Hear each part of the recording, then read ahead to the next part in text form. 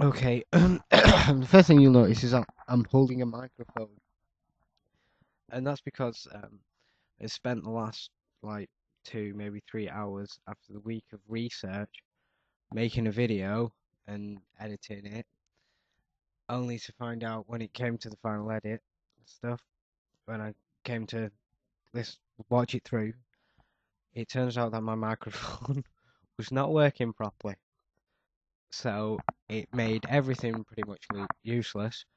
So I've had to just basically cut it down and make it again because I'm not going through the whole thing again because it was like a 20-minute long video and I've got a bit of a headache and I'm a little bit annoyed by the whole thing as well. So this is going to be a short version, so don't expect that many facts because But what I chose to do was facts about business, mainly bizarre business facts, and one of them is that on average 18% of an American's income is spent on transport. According to the research, the most productive workday is Tuesday and the least productive workday is Friday, which I thought the least would be Monday and the most productive day would be Wednesday.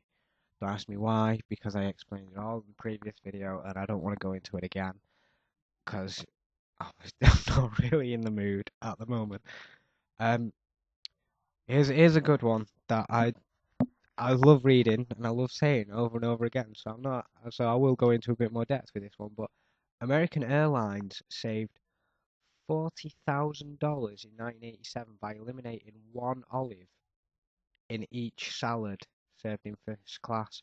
Like, could you imagine like if all like the world did that? Well, not obviously all the world, but like all companies, all restaurants, all airlines just removed one olive from whatever had olives in. Because like customers not really gonna notice different, really.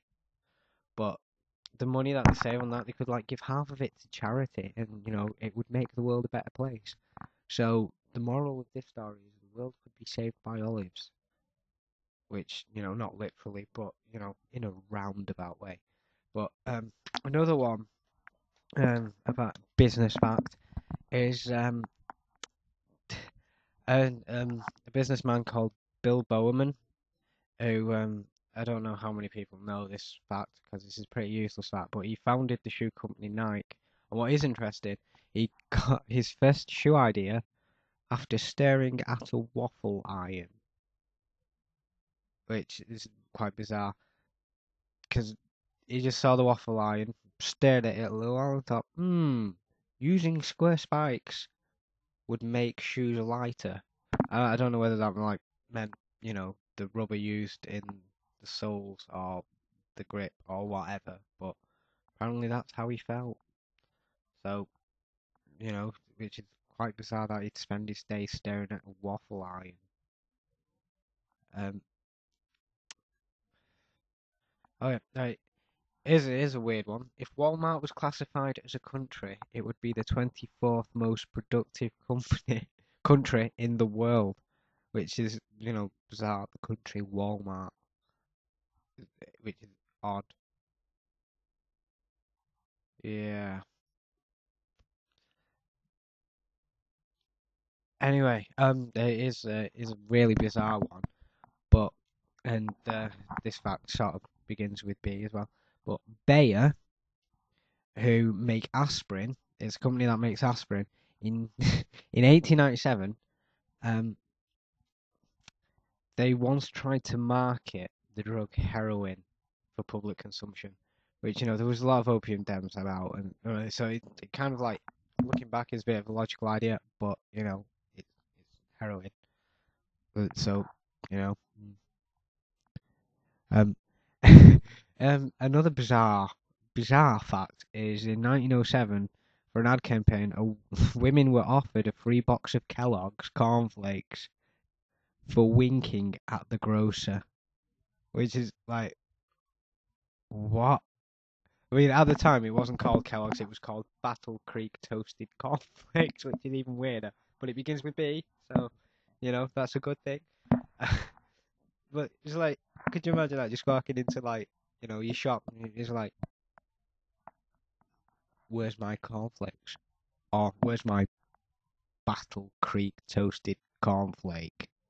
Like, just for winking at the vendor, that's really odd. But like, and here's another thing. Like in 1945, a bathroom cup, like which weighed 7 ounces. I don't know why that's important, but a bathroom cup was the first item Tupperware marketed. I was trying to get as many B's in here as possible because, after all, today's episode is sponsored by the letter B, and it's your fault, really, because it's taken me like a week to get these facts, and I had like, I don't know, about 40 facts about the business world, most of which began with B. But and oh, in case you haven't noticed, like due to lack of microphone about, I'm actually using a SingStar mic, which is quite embarrassing, really, if you don't know me. Um, Also another thing that I'm gonna do is like just keeping the B theme. And I really hope that this microphone's working, because I don't want to be doing this again. And if it's not working, you know what? You're gonna have a video with no sound, because I really don't care. But what I'm gonna do is I'm gonna put um a piece of music whose composer begins with B at the beginning, and a piece of music at the end. And also your challenge. I've issued you a challenge, and I just need to get my challenge head on. So bear with me one moment.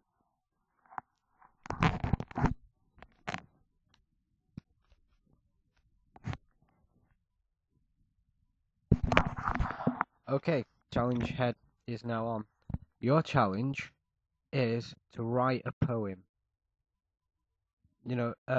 At first I was gonna have the challenge be a poem about me, but you can make the poem about anyone or anything, so long as the poem is entirely made up of song lyrics from existing songs. Each line has to be a line from an existing song, and in the annotations, which is like one of these things, um, you have to make a reference to which song that is from. Like, just say the name of the song so we can check it out to make sure you're not cheating. Anyway, at least this video is shorter than 20 minutes, so you won't be that bored. So this is me signing out in a very unhappy way. Signing out. Anyway, just there's not really a time limit on this, but this is because this challenge is probably quite hard, maybe a little harder than the one you gave me. Even though there's like loads of things beginning with B, there's like no one thing that has any usable amount, useful facts about it. And oh yeah, there's one more thing.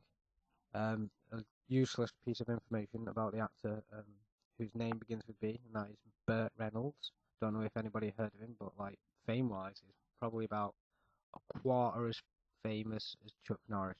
Which, all fairness, no one's quite as famous as Chuck Norris because the guy is a foot. Um, but here's a weird thing about Burt Reynolds, and if you don't know who Burt Reynolds is, he's an actor from like the 70s, 80s. And just to help you out, I'm gonna flash up a picture of Burt Reynolds.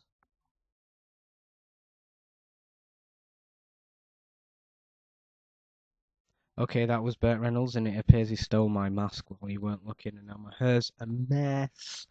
Anyway, somewhere in America, and I can't exactly remember where it is. I did have the information in front of me when I did my last video, but I'm a bit annoyed, and I shut all the windows, and so I don't have it now. But I'll put a link to it in this. Put a link to whatever information I can find. But apparently, there's a Burt Reynolds museum for all you Burt fans out there. If you're in America, you can go and visit the Burt Reynolds Museum. Lovely. Anyway, this is me um, Cam or Cameron or Ghost or whatever you wanted to call me, as long as you don't call me, something ridiculous like Susan. Um, Actually, Susan's not that bad. Like, I don't know, John. John's not bad, but if you go John, then I don't like that.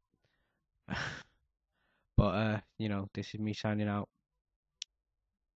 Bye.